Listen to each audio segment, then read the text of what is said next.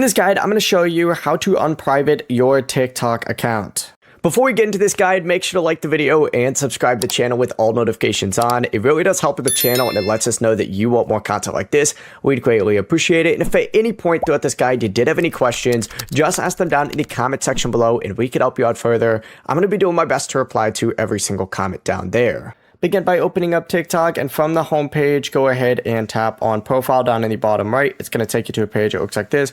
Go and tap those three lines up in the top right and hit settings and privacy, and then scroll down a little bit and select privacy on here. This is also called visibility now as well, but look for private account, open it up, and you want to go ahead and just tick this off right here. It's going to say, do you want to switch to a public account? Confirm. And then of course, from there, your account will no longer be private and people will be able to view your public post, follow you, and interact with your content. Before you leave this guide, make sure to like the video and subscribe to the channel with all notifications on. It really does help the channel and it lets us know that you want more content like this. We'd greatly appreciate it. And if at any point throughout this guide you did have any questions, once again, ask them down in the comment section below and we can help you out further. I'm going to be doing my best to reply to every single comment down there. Have a great rest of your day though.